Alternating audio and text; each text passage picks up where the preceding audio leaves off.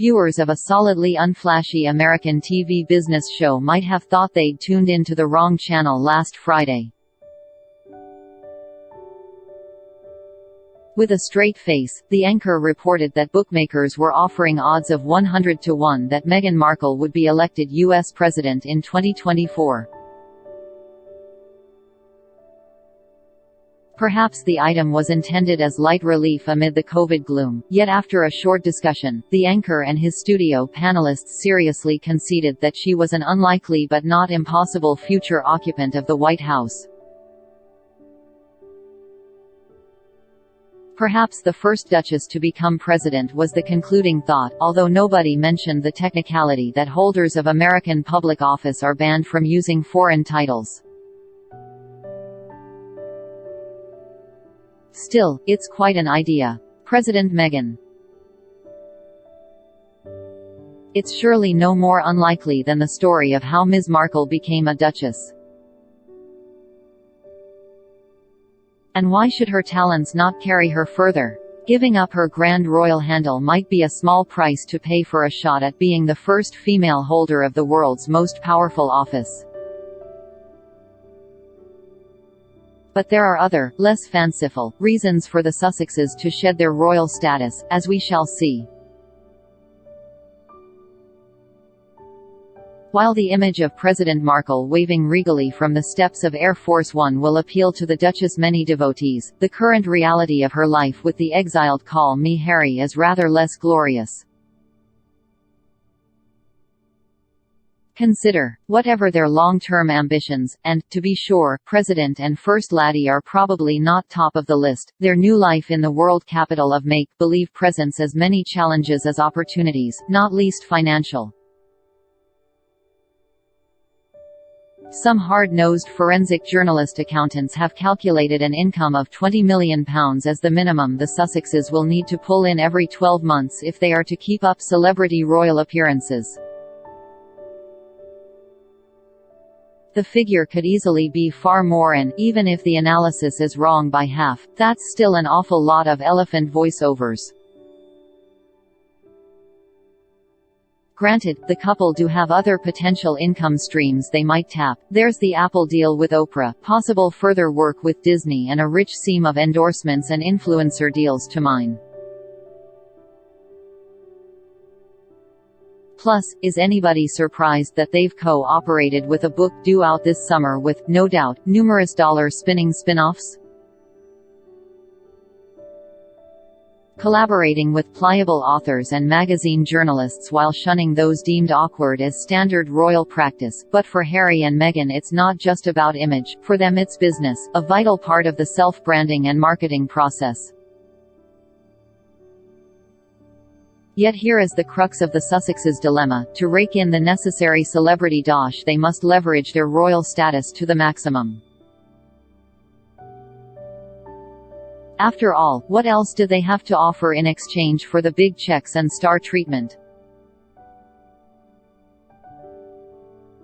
As their recent letter of complaint to British newspaper editors makes clear, their flight to LA has not induced them to drop an ounce of royal haughtiness, as their hapless spokesman blared out their royal titles in every paragraph. The point couldn't have been clearer: we don't care about losing the HRH, all we, and our Hollywood best friends, want to put on the invitation cards is the Duke and Duchess bit. The trouble for Meghan and Harry is that this is a spectacularly bad time to trade on a fraying royal connection. It may have been years since the royal family had a real chance to do their job as the heart and soul of the kingdom, but by God and by the grace of COVID they have it now.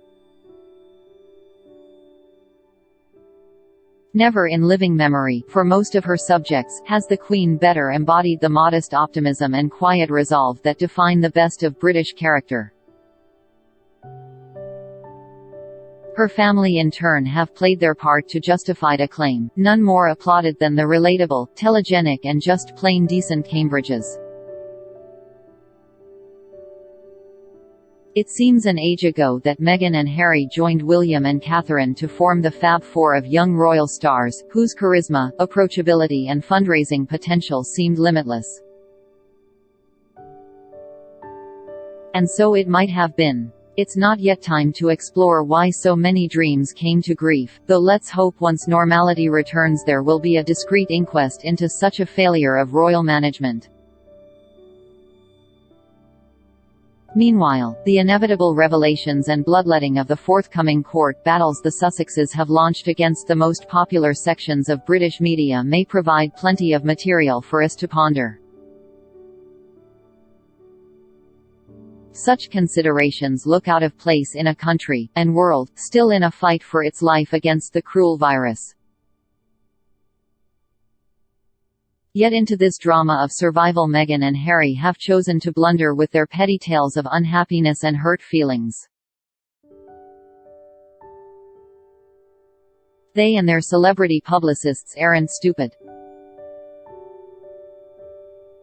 They can see that exile in Tinseltown is not a clever place from which to lecture the people they have abandoned on how to endure the worst crisis since the Second World War. They invite, and have duly received, much sarcastic mockery for their clumsy attempts to appear relevant from their luxurious lockdown in La La Land. They must surely sense how out of touch, even borderline desperate, they appear. Yet, and here they may deserve sympathy, they have no alternative. They are currently in the audition of their lives, aspiring to be the toast of Hollywood. But they have chosen a pitiless spotlight, the here today, gone tomorrow favors of the world's most ruthless chattering class. Common sense, and decency, would compel the Sussexes to hunker down with their baby in the temporary comfort of a borrowed mansion and hope the rest of us wouldn't notice their period of wise invisibility. But they dare not, because to be invisible and unroyal now is to fail the audition. And that, they simply can't afford.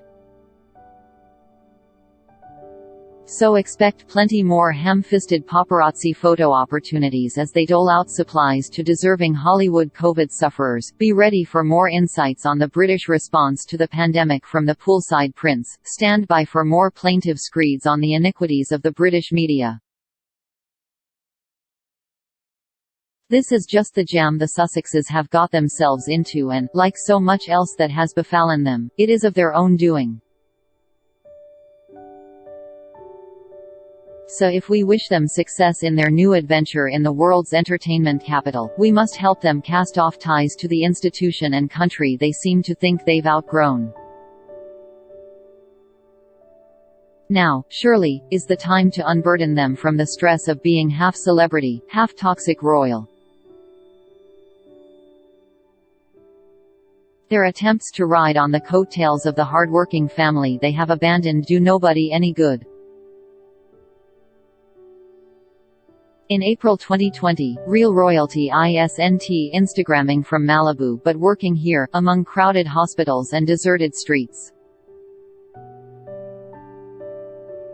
This is where historic royal titles are earned and re-earned, and this is where Harry and Meghan must leave theirs. For their own good, and for the good of the crown they claim to serve. Far better not to look back in anger but concentrate instead on thriving in their new surroundings. And what better ambition to set themselves than the White House? Long odds at 100-1, Ms. Markle may indeed now settle for the life of quiet privacy she and Harry have said they want. But don't bet on it.